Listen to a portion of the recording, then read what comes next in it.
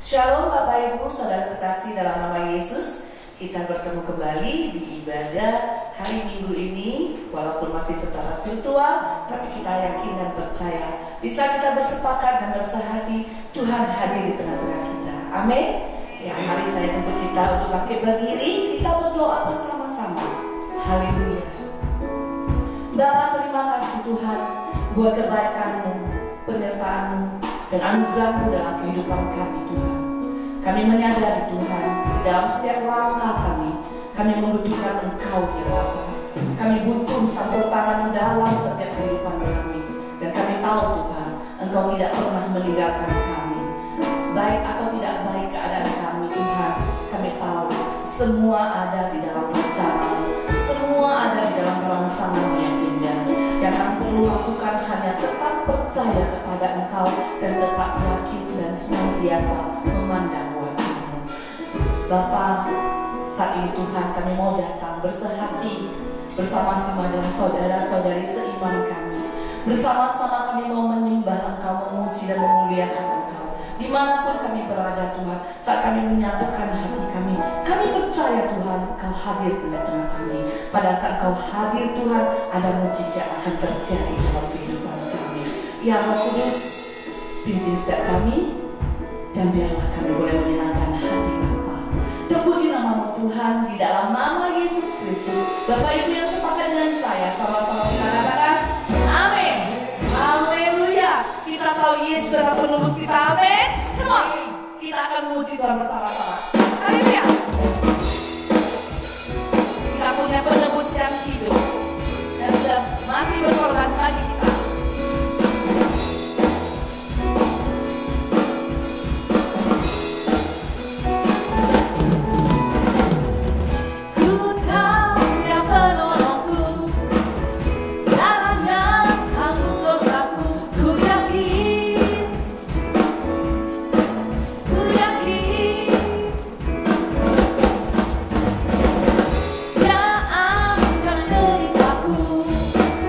Sembuh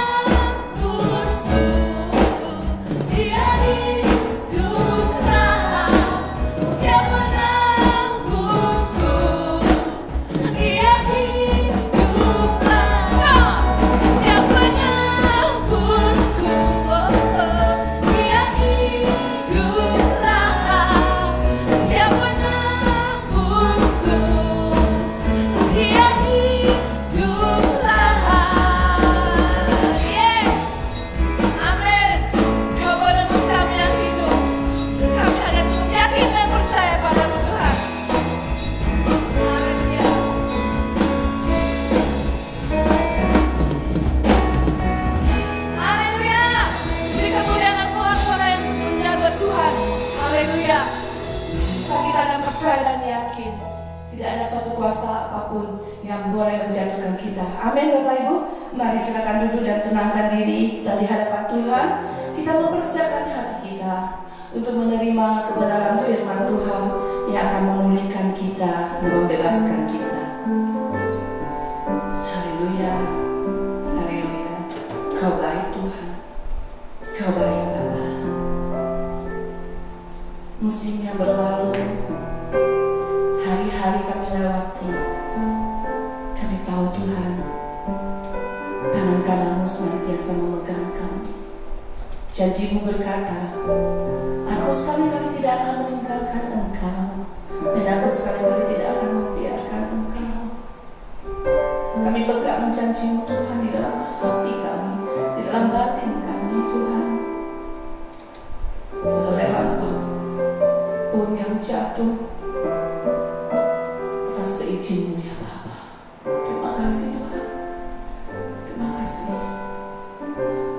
Tuhan Yesus.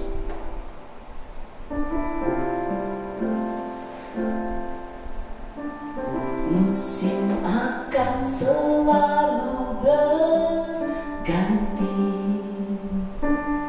kasih Tuhan tetap abadi, tak akan berubah sampai selamanya. Ku tetap percaya, ku yakin Tuhan memberkati, ku yakin Tuhan melindungi. Burung di udara Tuhan pelihara karena kasih-Nya. Tuhan selalu menolongku, selalu menjagaku. Sehelai rambutku tak akan terjatuh tanpa seizin-Mu. Tuhan selalu menolongku, selalu menjagaku. Dia menyelamatkanku dan meliharaku seumur hidupku. Mari angkat pujian bersama-sama. Musim akan selalu berganti, kasih Tuhan tetap abadi, tak akan berubah sampai selamanya. Ku tetap percaya. Amin Tuhan. Ku yakin Tuhan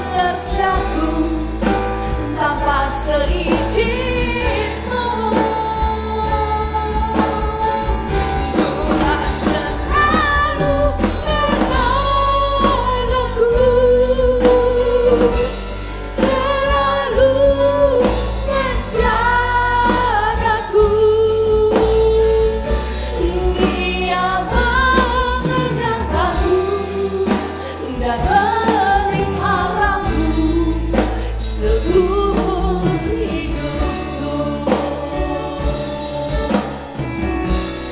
Dia mengenyangkanku dan peliharaku seumur hidupku. Dia mengenyangkanku dan peliharaku seumur hidupku.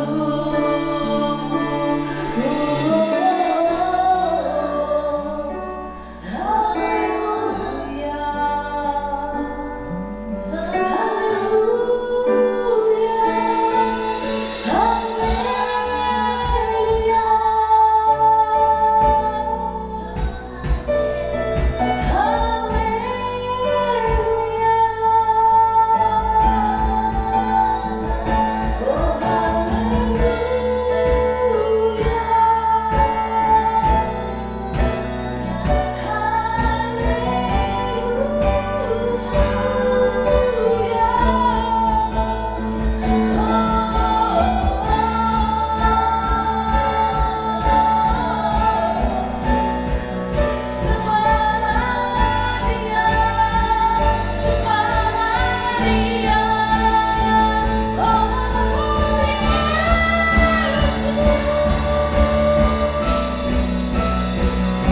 dimuliakan namamu Tuhan, Kau Bapa yang baik, kami menyembahmu.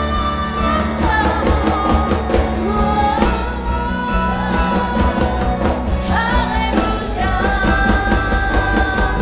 haleluya, Kau Bapa yang baik, Bapa yang setia, yang tak pernah tinggalkan kami. Kau selalu menolong kami, mau memujimu Tuhan, menyembahmu, tinggikan namamu.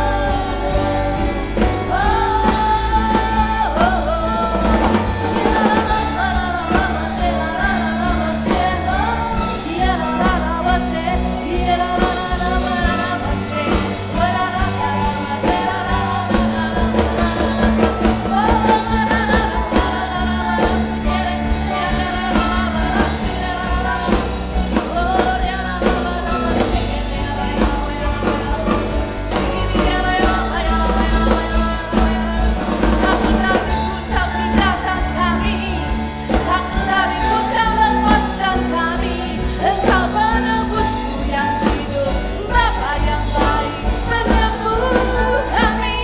Oh haleluya, haleluya, oh kami percaya padamu Tuhan. Haleluya, syukuri dalam masjid. Haleluya, oh kami percaya pada kuasa-Mu Tuhan. Kau Allah yang akan memberikan kami kemenangan dan kemenangan. Aku punya Tuhan yang besar, yang telah berjanji dan sanggup menggenapi imanku, bersepakat percaya kuasa-Nya. Ku terima sekarang, terima kemenangan darimu. Aku punya Tuhan yang besar, katakan dengan iman, yang telah berjanji dan sanggup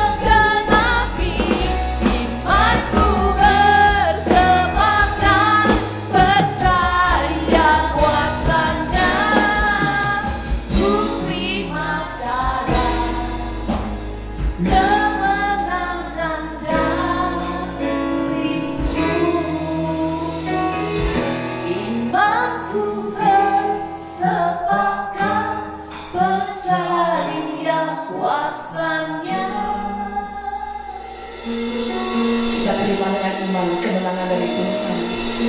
Sama-sama kita katakan, ku terima sekarang kemenangan darimu. Haleluya. Kami terima kemenangan dari-Mu Tuhan, melalui firman-Mu yang memerdekakan kami, yang akan memulihkan kami Tuhan. Kami percaya di dalam nama Yesus, kami tetap bersepakat ya Bapa. Kami terima janji-Mu Tuhan, biarlah kami boleh dipulihkan, dibebaskan, dan dimenangkan di dalam nama Yesus Kristus. Yang percaya sama-sama kita katakan amin. Haleluya. Shalom, salam sejahtera, saudara-saudara yang terkasih dalam Tuhan, apa kabar?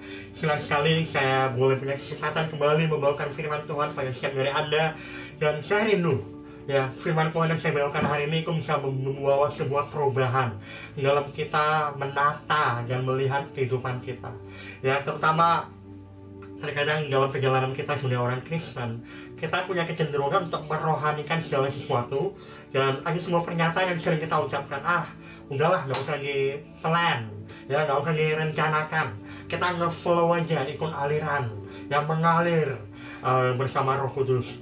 Nah, saudara-saudara yang terkasih, kita harus ngerti bahwa waktu kita berkata mengalir bersama Roh Kudus, kita harus tahu Roh Kudus yang kita ikuti alirannya itu adalah Roh Kudus seperti apa. Apakah dia Roh Kudus yang penuh dengan kacau balau, amburadul, ya, tidak ada kejelasan, ya, ngambang, atau dia Roh Kudus, ya, sebagaimana dengan Roh Allah Bapa kita, yaitu Tuhan yang penuh dengan keteraturan. Nah, itu yang akan kita baca hari ini, kita pelajari hari ini. Saya mau kita belajar sesuatu yang praktis, yang bisa kita praktekkan dalam setiap aspek kehidupan kita. Dan saya akan khotbahkan dari buku Bilangan pasal yang pertama.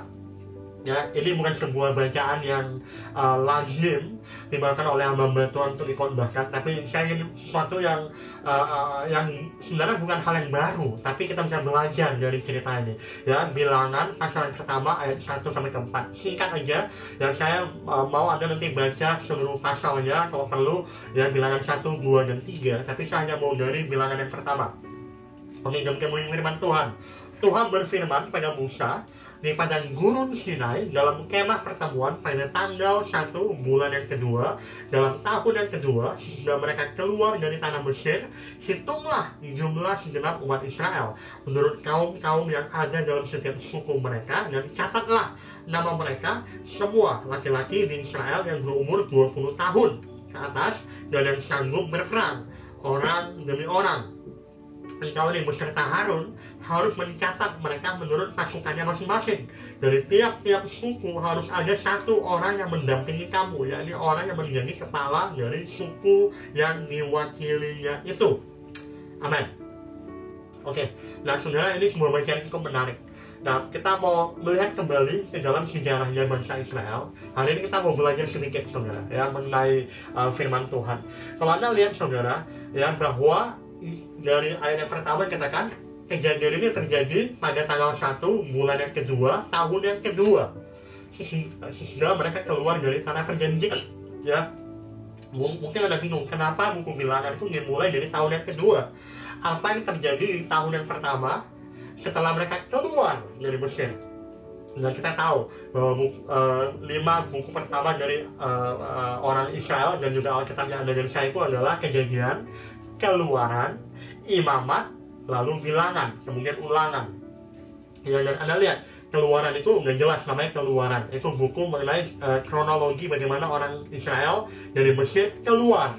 Ya, nah kemudian Imamat itu adalah antara Keluaran dan Bilangan yang kita lagi baca. Dan kita lihat bahwa Bilangan ini dimulai dari tahun yang kedua. Berarti saudara, buku Imamat itu, ya, itu 1 tahun di dalam buku Imamat itu. Apa yang terjadi di buku Imamat? Kalau Anda lihat, buku Imamat itu adalah dimana selama 1 tahun Tuhan berfirman kepada orang Israel. Tuhan mengatur kehidupan orang Israel, tidak hanya dari cara beribadah, cara mempersembahkan korban persembahan kepada Tuhan, ya, tapi bahkan juga dalam mereka berhubungan, dalam mereka kehidupan sehari-hari, itu semua diatur dalam buku Imamat. Ya, jadi setelah 1 tahun Tuhan memberikan hukum-hukumnya kepada orang Israel, nah mulailah buku Bilangan, yaitu mereka mulai mau dipersiapkan untuk bergerak masuk menuju ke tanah perjanjian. Tapi kita tahu bahwa perjalanan mereka ke tanah perjanjian akhirnya memakan waktu 40 tahun lamanya. Jadi buku Bilangan ini 40 tahun saudara. Kemudian baru tibalah di tahun yang ke-40 itu di buku Ulangan, waktu mereka benar-benar mau mempersiapkan diri mereka masuk ke tanah perjanjian. Oke, nah jadi saudara, ini menarik. Kalau kita lihat dari sini aja kita bisa melihat ya, bagaimana Tuhan yang kita sembah itu betul luar biasa. Ya, Dia Tuhan yang teratur. Dia Tuhan yang mau mempersiapkan orang Israel dalam segala hal. Dan jadi dari sini kita bisa mengalami sebuah rasa percaya yang luar biasa pada Tuhan kita. Kalau kita benar-benar percaya Tuhan kita hidup dan Tuhan yang kita sembah itu adalah Tuhan yang Allah orang Israel, kita bisa melihat bahwa Dia Tuhan sudah merancangkan segala sesuatu dalam hidup kita, dan Dia sudah persiapkan kita untuk apa yang akan kita hadapi. Nah, masalahnya apakah kita mau dipersiapkan dan apakah kita melakukan bagian kita untuk mempersiapkan diri untuk apa yang akan kita hadapi. Nah, seringkali tiga. Yang pertama, antara kita tidak mau dipersiapkan Tuhan ya untuk menghadapi apa yang akan kita hadapi, atau yang kedua, kita tidak melakukan bagian kita dalam mempersiapkan diri kita. Kita lihat, jadi gini, ini menarik. Tuhan itu ya, Dia tahu bahwa orang Israel ya akan dalam mereka memasuki tanah perjanjian akan menghadapi banyak suku-suku yang cukup besar ya, suku-suku yang memang harus mereka perangi, yang harus mereka lawan ya, dan Tuhan tahu itu semuanya. Makanya di buku Bilangan ini katakan Tuhan menyuruh Musa untuk mulai menghitung ya, hitunglah jumlah segenap umat Israel menurut kaum-kaum yang ada dalam setiap suku mereka. Nah, kenapa? Ya karena supaya dicari laki-laki ya yang sejumlah dengan umur 20 tahun ke atas dan yang sanggup berperang. Nah, ini menarik saudara. Kenapa harus sanggup berperang? Karena Tuhan tahu akan ada perang. Ya kan, makanya orang Israel tidak tahu akan ada perang, tapi Tuhan tahu dan Tuhan sudah mempersiapkan jauh-jauh hari. Nah, di sini ya, poin yang pertama saya mau berikan ya, Tuhan yang kita sembah itu adalah Tuhan yang teratur, Tuhan yang sudah merancangkan, mempersiapkan segala sesuatu, bukan Tuhan yang kayak last minute, bukan Tuhan yang amburadul. Oh ini mau perang ya, oh ini mau begini ya, oh ini mau begitu ya, baru dipersiapkan. Ya, saya senang di 1 Korintus 14 ayat 33. Ya, demikian bunyi firman Tuhan, katakan ya, Tuhan yang kita sembah itu Tuhan yang tidak menghendaki kekacauan ya, sebab Allah tidak menghendaki kekacauan tapi damai sejahtera. Kenapa ini menarik saudara? Karena begini, oke, sebelumnya saya harus kasih tahu konteks ya. Jadi lagi ngomongin apa? Nah, Paulus lagi menegur sebuah gereja di Korintus ya, yang waktu itu mereka lagi heboh dengan kegerakan Roh Kudus ya, mereka akhirnya berbahasa roh, mengalami manifestasi Roh Kudus, tapi akhirnya ibadahnya jadi kacau balau dan tidak karu-karuan. Nah, kemudian Paulus menegur mereka bahwa nah, dalam beribadah ya, dalam segala sesuatu yang Tuhan tetapkan itu, Tuhan mau ya damai, Tuhan mau semuanya tenang, semuanya itu teratur ya. Nah, di sini katakan damai sejahtera, tapi terjemahan lain juga ngomongin ya, bukan ketidakteraturan. Jadi damai sejahtera itu lawan katanya adalah kekacauan. Damai sejahtera itu lawan katanya adalah ketidakteraturan. Jadi kita bisa pelajari saudara bahwa Tuhan itu nggak menghendaki kacau balau. Tuhan nggak mau itu amburadul dalam ibadah, maupun saya percaya tidak hanya dalam ibadah, tapi dalam setiap aspek kehidupan kita. Dia mau semuanya teratur, karena Dia kembali lagi, Dia Tuhan yang teratur. Dan contoh paling gampang gini, kalau misalnya saya sebagai bapak, ya kalau saya ini orang yang suka segala sesuatu yang teratur, ya saya akan menghendaki semua orang dalam rumah yang tinggal di rumah saya itu juga teratur. Ya, ada aturan mainnya, kapan waktunya makan, kapan waktunya main, kapan waktunya tidur, ya semuanya itu ada aturannya. Nah, demikian juga, nah seringkali kita tidak mengerti ini. Kita pikir, hidup kita ya cuma cukup untuk hari ini aja, buat apa kita plan, buat apa kita pikirkan masa depan. Toh Tuhan sendiri bilang, ya cukup pikirkan, khawatirkan mengenai hari ini, hari esok nggak usah khawatir. Kita harus ngerti konteksnya dari Matius 6 yang Tuhan berkata jangan khawatir. Ya, konteksnya itu adalah supaya kita nggak khawatir, tapi bukan berarti kita kemudian berleha-leha dan tidak memikirkan ya masa depan. Kita nggak perlu merancang atau merencanakan atau mempersiapkan untuk hari esok kita, itu salah, saudara. Nah, dan ini bisa diaplikasikan dalam segala macam hal, dalam setiap aspek kehidupan kita, tidak hanya dalam beribadah, dalam keuangan kita, dalam kesehatan kita, dalam keluarga kita, dalam kehidupan anak-anak kita, rumah tangga kita, semuanya. Apakah yang ada itu adalah kekacauan atau damai sejahtera? Kalau dalam hidup kita tidak ada damai sejahtera, yang ada kekacauan, berarti kita belum melibatkan Tuhan untuk mempersiapkan segala sesuatunya. Yang kalau dalam keuangan kita yang ada kacau balau, berarti kita belum menjadi pengelola atau manajer yang baik dari segala sesuatu yang Tuhan percayakan dalam hidup kita. Makanya poin yang kedua, yang pertama ya, Tuhan yang kita sembah adalah Tuhan yang teratur. Poin yang kedua, karena kita menyembah Tuhan yang teratur, maka hendaknya kita sebagai anak-anaknya, kita juga harus mengejar keteraturan, bukan malah mengejar kekacauan atau keamburadulan dalam setiap aspek kehidupan kita. Dan kalau Anda ingat, saudara, Tuhan mau kita menjadi good steward. Steward itu apa? Pengelola yang baik. Dari awal, dari buku Kejadian, waktu Tuhan menciptakan Adam dan Hawa, Tuhan memberikan sebuah misi, yaitu apa? Ya, untuk mengelola semua ciptaan Tuhan, untuk mengelola ya supaya semuanya berjalan dengan memanage, itu namanya be a good steward. Nah, berarti segala sesuatu yang Tuhan percayakan dalam hidup kita, baik harta kita, pekerjaan kita, anak-anak kita, ya sekolah kita, apapun itu yang kita miliki saat ini, yang kita jalani hari ini, pelayanan kita, semuanya itu harus dikelola dengan baik supaya teratur, tidak amburadul. Ya, nah di sini kita menarik, saudara, karena kalau kita tidak mengerti konsep ini, kita akan hidup dari hari ke hari ya seperti ngambang. Kita nggak tahu ya bagaimana kita harus mempersiapkan diri kita untuk hari esok. Karena kita pikir, udah jalanin aja hari lepas hari. Tapi sebenarnya Tuhan mau kita benar, kita berserah sama Tuhan, kita percaya Tuhan akan menuntun kita.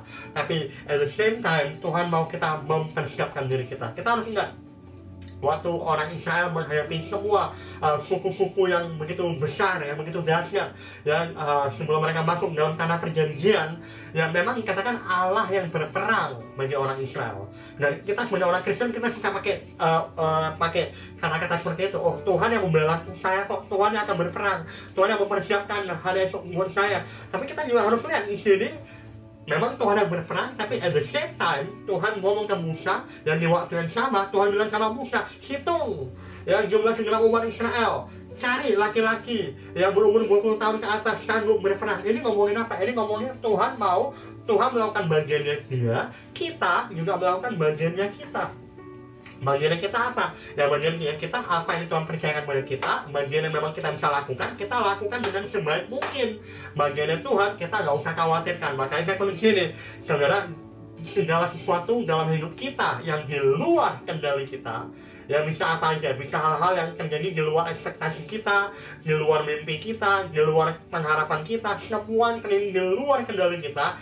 Kabar baiknya kita nggak usah khawatir, nggak usah panik, nggak usah stres. Kabar baiknya adalah semuanya itu ada di bawah kendalinya Tuhan. Saya ulangi, saudara, segala sesuatu yang terjadi di luar kendali Anda dan saya, yang tidak bisa kita rencanakan, di luar dari yang kita harapkan, di luar dari yang kita rancangkan, artinya semuanya itu ada di bawah kendalinya Tuhan. Dan kita nggak usah khawatir, kita cukup percaya sama Tuhan. Itu bagiannya Anda dan saya. Nah, bagiannya kita apa? Dan poin yang kedua, bagian kita adalah segala sesuatu yang memang sudah diperintahkan Tuhan untuk Anda dan saya, yang memang harus dikerjakan, kita harus kerjakan. Yang tidak boleh kita lakukan atau yang tidak harus kita jalani, jangan kita jalani. Ya, saya ulangi ya. Bagiannya kita, segala sesuatu yang tidak kita boleh lakukan, jangan lakukan. Segala sesuatu yang Tuhan suruh kita lakukan, itu bagiannya kita. Sama kayak orang Israel, bagiannya jelas bisa dikatakan ya, tidak hanya Tuhan sudah berikan buku Imamat, ya semua peraturan-peraturan pada orang Israel, ya 10 hukum Taurat dan lain sebagainya. Nah, tapi Tuhan juga bilang, ya hitunglah jumlah segenap umat Israel menurut kaum-kaum yang ada dalam setiap suku mereka. Dan ini adalah perintah Tuhan yang jelas, dan mereka lakukan bagiannya mereka. Bagiannya Tuhan, mereka nggak usah khawatir. Ya, kembali saudara-saudara yang terkasih dalam setiap aspek kehidupan kita. Kalau kita baca firman Tuhan, Tuhan ajarkan segala macam cara. Contohnya dalam hal keuangan. Tuhan ada ngomong loh dalam Alkitab sebenarnya ya, untuk tidak yang memberi pinjaman atau bahkan juga tidak mengambil pinjaman sebenarnya. Ya, Tuhan ada firmankan juga kan belajar untuk merasa cukup. Ya, segala sesuatu yang kita miliki itu belajar itu punya rasa cukup.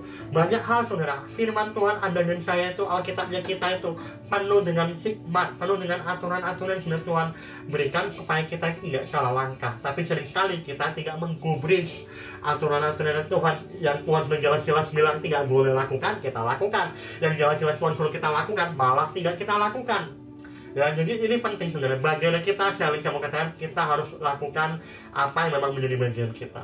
Ya, itulah bagian kita dalam mempersiapkan hidup kita, dalam mengelola segala sesuatu yang Tuhan percayakan dalam hidup Anda dan saya. Nah, kemudian, saya akan jelaskan sini poin yang ketiga.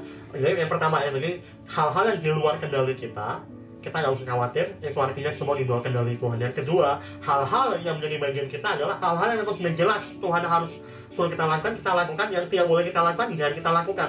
Nah, poin yang ketiga, saya katakan sini adalah seringkali tapi ada hal-hal yang tidak jelas. Ya, mungkin hal-hal yang masih sepertinya kita tidak tahu harus kita lakukan apa tidak ya. Contohnya misalnya ada teman kita yang ngajak bisnis. Ya, dan kan jalan kita udah dibilang boleh bisnis sama si A atau tidak, boleh jalanin si B atau tidak. Nah, apa yang kita lakukan? Saya tulis di sini untuk hal-hal yang tidak jelas, ya, yang tidak secara jelas diperintahkan Tuhan atau diatur oleh Tuhan dalam firman-Nya, ya, kita bisa datang pada Tuhan, ya, seperti orang Israel ini Tuhan berfirman pada Musa dalam kemah pertemuan.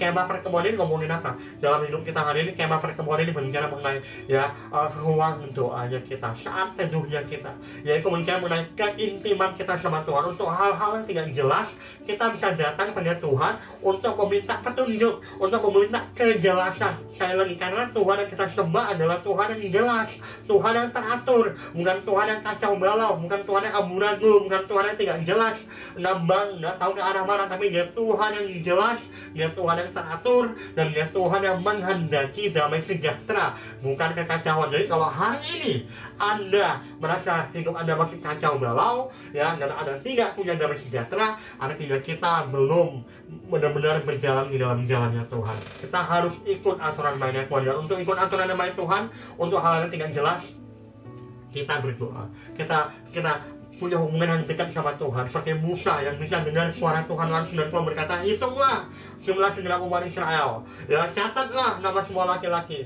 dan lain sebagainya. Kita bisa minta kejelasan dari Tuhan. Nah, saya masih ada lihat saudara, ini sebuah peta yang menarik ya dari kemah orang Israel. Kalau Anda lihat ini luar biasa. Ya, Anda lihat di sini yang gambaran di atas itu adalah waktu orang Israel lagi berkemah, lagi tidak bergerak. Di bawah, yang di bawah itu adalah gambar di mana mereka lagi prosesinya orang Israel kalau mereka bergerak maju.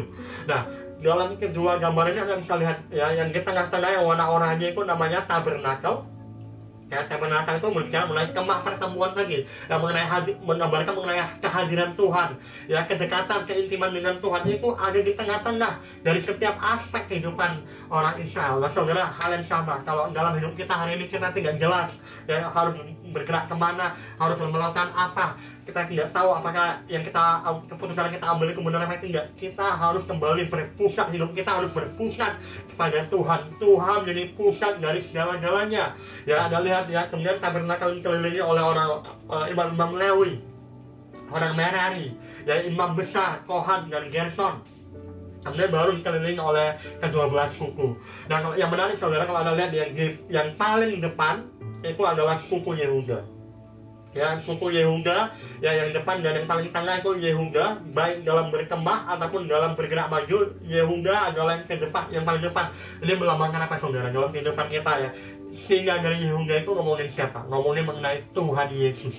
Tahukah Anda saudara, dalam setiap aspek kehidupan kita, kalau kita jadikan Tuhan pusat dari segala-galanya, kalau kita jadikan keintiman kita, kalau kita kejar keintiman dengan Tuhan, kalau kita kejar kehidupan kita itu berpusat sama Tuhan, maka Tuhan Yesus singa dari Yehuda, dia yang akan berperang buat kita, dia akan memimpin, menuntun kita untuk terus bergerak maju di dalam mencapai janji-janji yang sudah Tuhan sediakan buat Anda dan saya. Ada amin saudara. Ini sebuah kabar yang baik. Nah, kalau kita sering bingung, kok saya belum mengalami janji Tuhan, kok saya selalu salah langkah, kok saya tidak mengalami apa yang Tuhan janjikan dalam hidup saya, mungkin saudara karena kita belum menjadikan Tuhan pusat dari segala-galanya. Kita belum berpusat sama Tuhan, bahkan Yesus tidak menjadi yang terdepan dalam memimpin hidup kita, yang berperang untuk hidup Anda dan saya.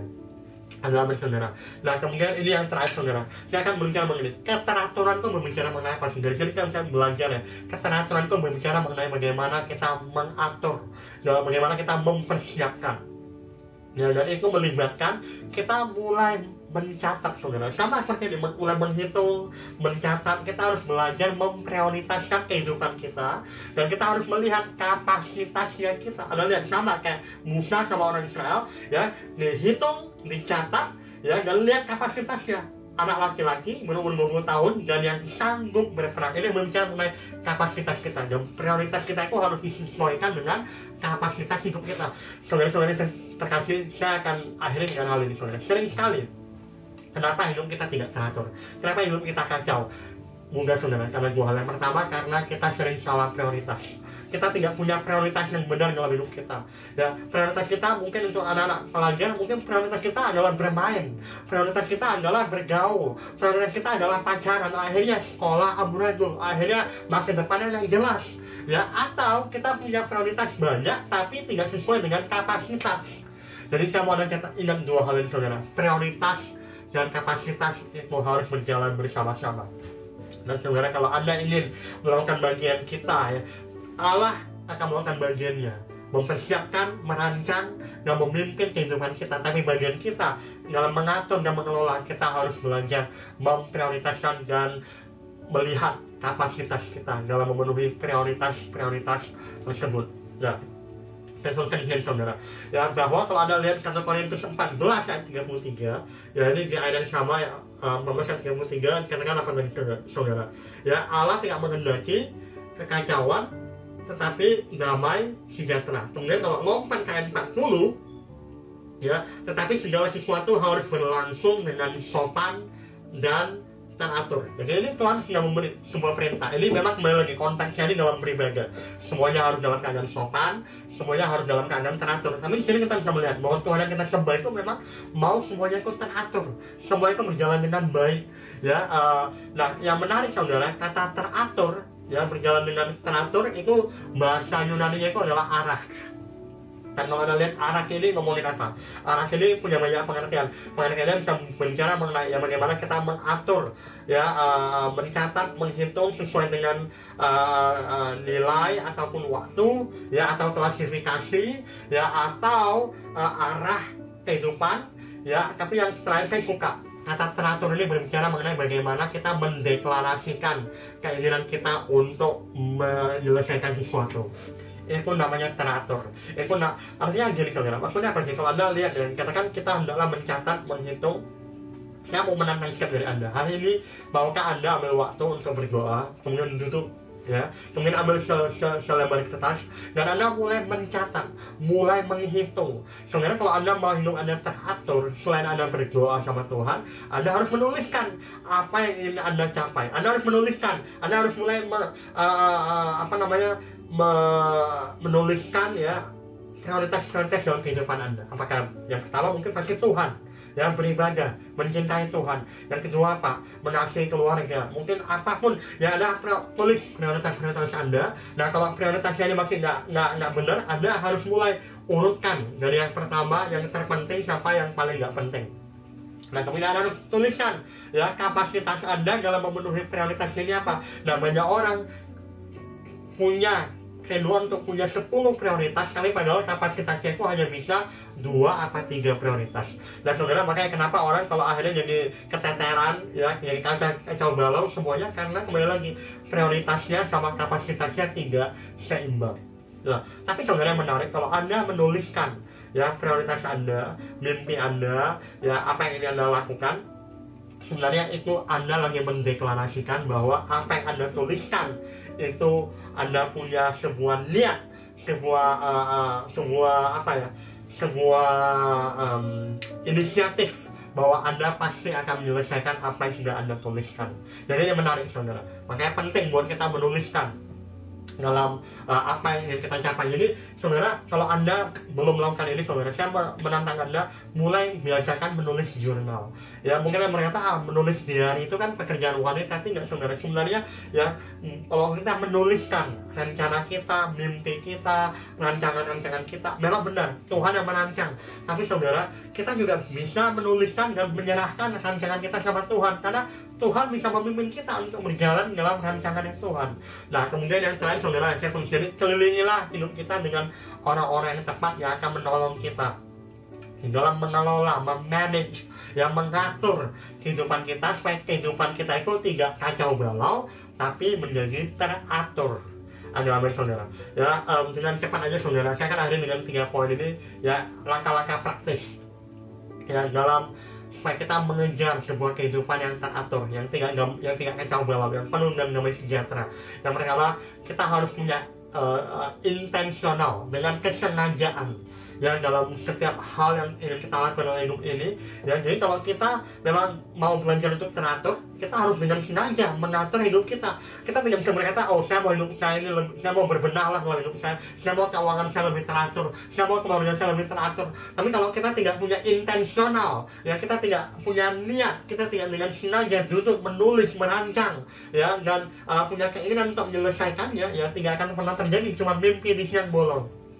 Nah, jadi bagaimana kita bisa dengan sengaja punya intensional dalam hidup teratur, kita mulai membuat list, ya, membuat daftar, dan mulai memprioritaskan, ya. Dan yang terakhir, kita terus melakukan, belajar, melakukan dan mempersiapkan, ya, melakukan segala sesuatu dengan yang terbaik. Ya, makanya katakan melakukan segala sesuatu dengan sopan, ya, atau sebenarnya terjemahan lain itu dengan decent.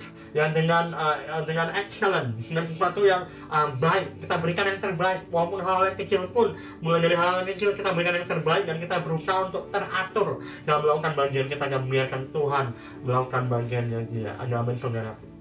Mari saya mau membawa kita untuk bersatu dalam doa, dan kita kembali melihat dalam kehidupan kita, bagian mana dalam hidup kita yang masih belum teratur. Apakah mungkin dalam keuangan kita, dalam kesehatan kita, dalam keluarga kita, atau mungkin dalam pelayanan kita. Kita seringkali sibuk, nggak menentu, dan kita tidak tahu ya kenapa hidup kita ini kok kacau balau, kok tidak teratur. Saudara-saudara terkasih, tahukah Anda bahwa Tuhan yang kita sembah adalah Tuhan yang teratur? Oleh sebab itu hendaknya kita mengejar keteraturan dalam hidup kita. Bapak Saudara, terima kasih Tuhan untuk anugerah-Mu dan kebaikan-Mu dalam hidup kami.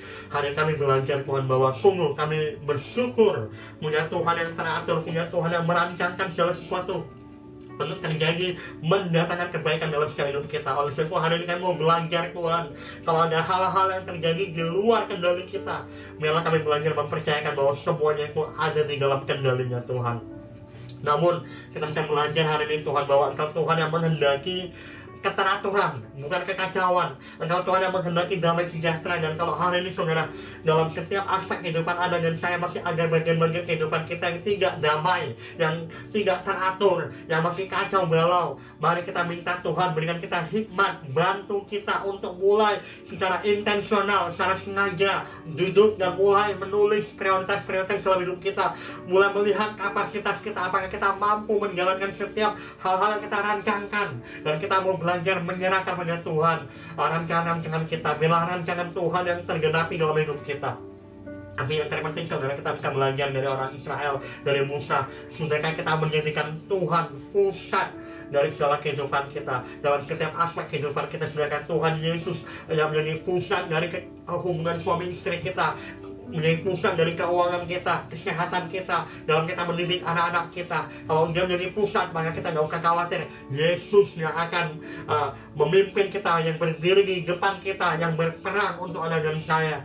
Dan kita hanya melakukan bagian kita, yaitu taat sama Tuhan, yaitu belajar untuk mulai hidup teratur, belajar untuk melihat semua aspek kehidupan kita, dan berkata Tuhan, Ajar kami Tuhan supaya menjadi pengelola yang baik, menjadi hamba-hamba yang baik di dalam mengelola segala sesuatu yang Tuhan percayakan dalam hidup kita. Terima kasih Yesus Bapa. Hamba percaya Tuhan setiap anak-anakmu dimanapun mereka berada, mereka boleh belajar hidup dalam keteraturan, dalam pelayanan mereka, dalam pekerjaan mereka, dalam sekolah mereka, dalam setiap aspek kehidupan mereka. Semuanya teratur, tidak ada kekacauan, yang ada hanya damai sejahtera. Terima kasih Yesus. Mari anak-anak Tuhan, kita buka hati kita dan kita terima berkat Tuhan hari ini. Tuhan memberkati engkau dan melindungi engkau. Tuhan menyinari engkau dengan wajahnya dan memberi engkau kasih karunia. Tuhan menghadapkan wajahnya kepadamu dan memberi engkau damai sejahtera di dalam nama Tuhan Yesus. Kami terima semuanya yang percaya, sama-sama katakan amin. Baik saudara-saudara terkasih, selamat hari Minggu. Tuhan Yesus memberkati dan sampai jumpa di ibadah minggu depan. Haleluya.